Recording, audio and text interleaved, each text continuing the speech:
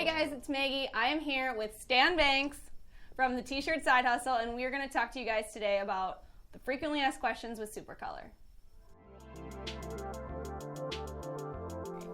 So when it comes to size, what do our customers need to know? So when it comes to size and Supacolor, first and foremost, these are sizing categories, okay? And they help you dictate what your pricing are going to be based on a sizing and price chart, okay? So when it comes to 11.7 by 16 and a half, this is the absolute max size that we have available for you. And now you just want to make sure your artwork fits into that size. Yeah. Okay, so now it does not have to fit fully. So it doesn't have to be 11.7 by 16.5. It could be 11.7 by 11.7, 11.7 by 14. It doesn't have to fit it perfectly. All right, so when you're choosing your size category, you want to pick the smallest size that your design fits in. And that's going to give you the best pricing. So what I like to do with these little diagrams that I have here is I take my design and say, okay, the smallest one is a 2.5 by 2.5. Lay it on here. Does that fit inside of it? No. I need to go up. Does it fit inside there? Yes. Sure. So it fits perfectly. Let's take this design, for example. We know it doesn't fit here. It doesn't fit here. Now, usually you see this A5 and it's in this orientation. Well, if I simply turn it over, does this design fit inside of here? Just maybe a hair out of it. So at this point, you can make a decision. Do I want to shrink it down like a little bit so it fits and I can stick with this pricing, or do I go up? Now I know when I go up from this size to this size, I'm going to incur a little bit of an extra price difference there. So most likely for myself and my business, I'm going to shrink it down just that hair to fit right inside of there. The customer probably will never notice. Same thing with this one here. We know it doesn't fit in any of these here. 1, 2, 3, 4. So does it fit here? Again, it's a hair off. So you make the decision, do I go here or do I up the size again? And then obviously this is just kind of like a bigger square one, which would fit right here. Now, which design is best for the shirts is kind of like the common question, or where can I place these things? And I just like to pick these up and say, well, hey, this one, if I wanted to do like a sleeve print, a smaller sleeve print, this is good. If I want to put this on a pant leg, but the design isn't big, this is good. If I want to do a longer sleeve print, this is good. If I want to do a pant leg, which you guys can't see down there, this is good. And again, these can go either way. So this same A5 here that I said was good for a smaller sleeve print can also go across the chest. Perfect. I think some people don't realize that. So that's good to know that, yeah, the orientation, you can either go the horizontal or vertical. Yep, it's perfectly. So the same thing here. So if you had like a design that you didn't want to quite like, this is like maybe like a standard sheet of paper size almost. So it'll go ahead and fit this way, or this is my t-shirt size or logo size right here, and it fits perfectly this way. So all of these sizes and designs, you can turn them, flip them, and you make them fit what is best for your job at the time. But again, remember, these are pricing codes. Your designs do not have to fit perfectly into them. All right, so the customer's ready to order. They have their artwork. What do they need to know about it? So first and foremost, you want to use the best file possible, okay? And specifically, we're talking like your AI file, your PDF file. You want the files directly from the graphic designer to get the best result. You can submit those files directly to us, and that'll get you the best results and kind of like the fastest. If you're submitting something that's not of resolution or not the best quality possible, you can incur some different time delays in the process, because all we care about is making the best transfer. Yep. Now, when you go on a website, right? So in that process of submitting your artwork and your design in, so let's say I want a 12 by 12 design, but I submit a 3-inch by 3-inch design, you want to kind of submit your artwork exactly the size that you're saying it. So, which means if I submit a PDF file and it's a 3 by 3, but I say I want this, we have a decision to make. And the decision is, do we print it what you said on the order, or do we print it what you submitted it at? So when it comes to proofing, what does Heat Transfer Warehouse do to handle a situation like that? Absolutely. So with any Supacolor or any custom order that you order from Heat Transfer Warehouse, we proof everything to you. Nothing goes to print without your final okay. So anytime a Supacolor comes in, we will check a couple of things. We're going to check, one, that your color mode is correct. That's a huge thing for artwork as well, because RGB is what you're seeing on a screen, but CMYK is what prints. and those can kind of differ sometimes of what the quality is going to be. Then we'll check your sizing, so we're verifying your sheet size that we talked about earlier, and then what size you said your artwork is, because if those don't match up, then we're going to have to change something.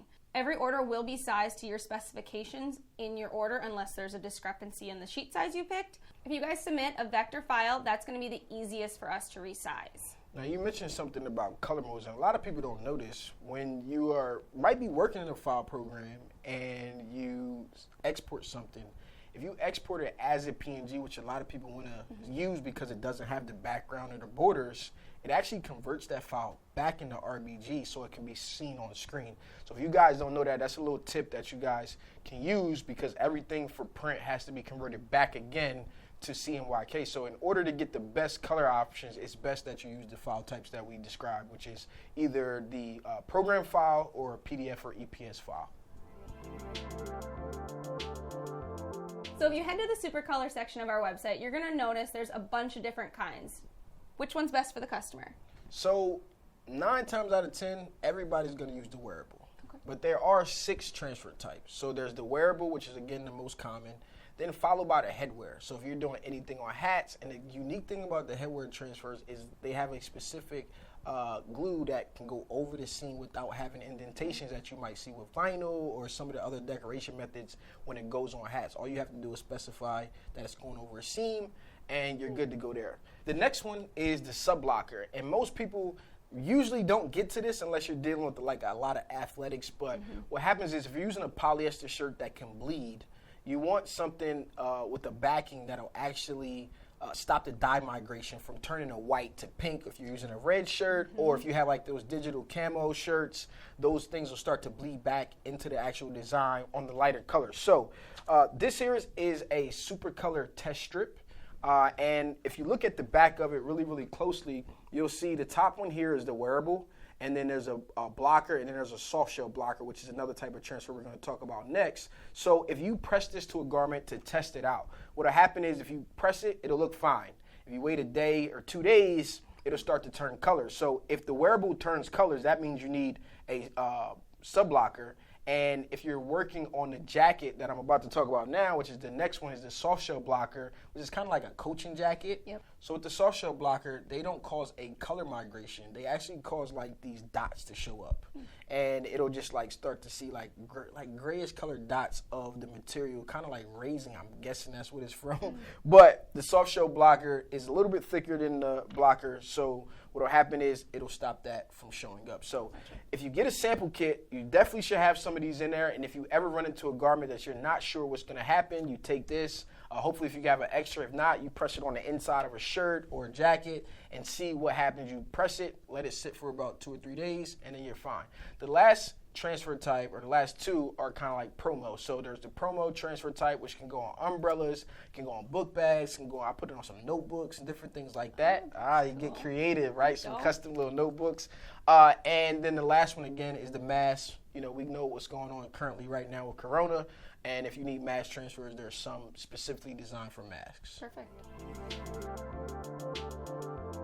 So the customer just got their order. What is the best heat press to use, and what are some issues they might run into? So Supacolor was designed for like professional decorators, but it doesn't mean that you can't use it out there, okay? So what's gonna end up happening is, I always tell people from my perspective, the best heat press to use is the one you have. But if you have one of the higher end, the pneumatic presses, which are air compressed and they give pressure readouts, those are obviously gonna be the better presses, period. But when you're working with a heat press, it doesn't matter. We gotta be mechanics in this industry, right? What does a mechanic do? You bring them to the car and they say, I hear that sound, something's a little bit off, and then they say, it might be this, they fix it, and then they're like, oh no, it wasn't that, I think it's this, right? So we have to do the same thing. When you're pressing up transfers, 3 things matter: your time, your temperature, and your pressure. Okay, so if you're using a heat press that is maybe off of Amazon and not by a trusted retailer or backed or anything like that, the first thing you want to do is get a temperature gun. And you're going to want to make sure your heating element is consistent. Most common issue is a lot of people do not know how to adjust their pressure on their heat press. So let me slide on this side of you. And again, I'm going to talk to you guys about pressure. Supacolor takes a medium firm pressure, okay? And the way that I tell what a medium or firm pressure is, I tighten this up until I can't close it. that was really hard to close and really, really hard to open. So this would be firm pressure. If I couldn't close it at all, I know that's like too much pressure. So now from here, I'm gonna loosen it up about 3 turns and test it out. Close a lot easier, still firm though, like a little bit of resistance when I open it, and I will feel like that is like my firm to medium pressure. If I'm still struggling a little bit too much, I'll just give it another half turn or 2. And now I'm good to go.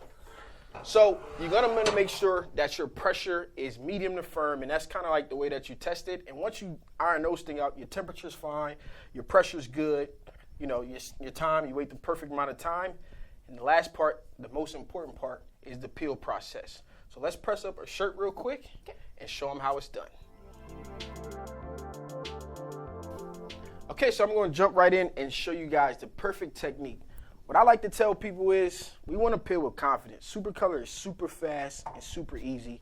Once you get the process down, it's like repeatable. It's easy to just do over and over again, and you rarely will ever run into some issues.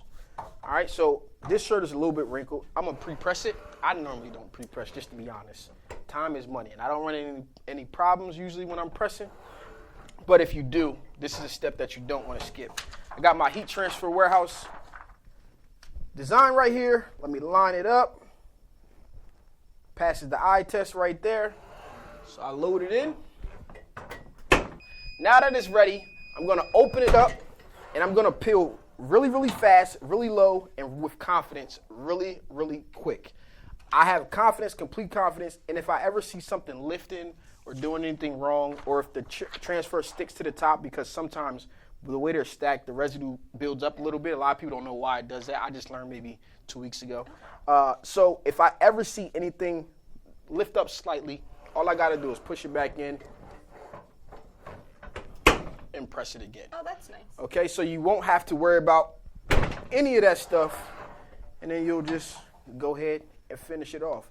If you ever run into an issue, just repress. It's as easy as that.